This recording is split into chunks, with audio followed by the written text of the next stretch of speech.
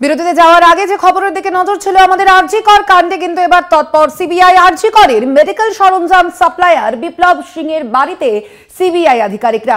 বিপ্লব সিং এর হাওড়ার হাটগাছার বাড়িতে এবার সিবিআই আধিকারিকরা ইতিমধ্যেই পৌঁছেছেন এবং সকাল থেকেই সেখানে কিন্তু এই যে তল্লাশি অভিযান তা চলছে। মূলত যে সন্দীপ ঘোষ ঘনিষ্ঠ এরা অবশ্যই তাদের বাড়িতেই আজ সকাল থেকেই সিবিআই আধিকারিকরা তারা গিয়েছেন এবং তল্লাশি অভিযান চালাচ্ছেন সিবিআই আধিকারিকরা। আরজি করের মেডিকেল সরঞ্জাম সাপ্লায়ার এই বিপ্লব সিং তার বাড়িতেই চলছে সিবিআই এর তল্লাশি অভিযান। কথা বলবো, ফোন লাইনে রয়েছেন প্রতিনিধি জগন্নাথ সামন্ত। জগন্নাথ, এখনো পর্যন্ত কি বিপ্লব সিং এর বাড়িতে তল্লাশি অভিযান চালাচ্ছেন সিবিআই আধিকারিকরা? কি খবর রয়েছে?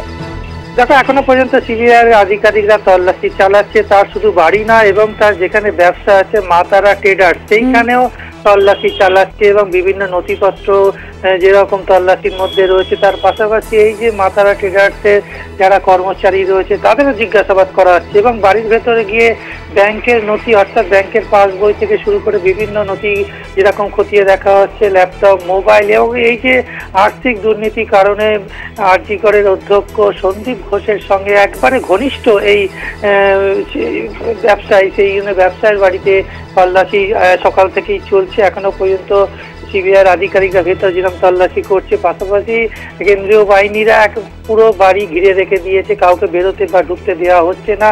এখন তল্লাশিতে কি উঠে আসে বা গ্রেপ্তার করা হয় কিনা সেটাই বিষয় দেখার।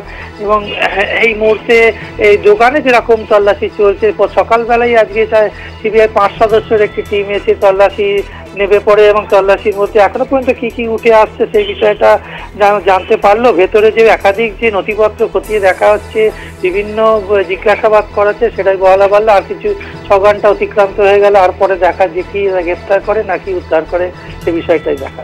একদমই, অবশ্যই সেদিকে আমাদের নজর থাকবে। আপাতত ধন্যবাদ তোমায়। কথা বলছিলাম, ফোন লাইনে ছিলেন প্রতিনিধি জগন্নাথ সামন্ত। আরজি করের মেডিকেল সরঞ্জাম সাপ্লায়ার বিপ্লব সিং এর বাড়িতে আজ সকাল থেকেই চলছে তল্লাশি অভিযান। এখনো পর্যন্ত সিবিআই আধিকারিকরা তারা সেখানে যেমন একদিকে তল্লাশি অভিযান চালাচ্ছেন, তার পাশাপাশি জিজ্ঞাসাবাদও জারি রয়েছে।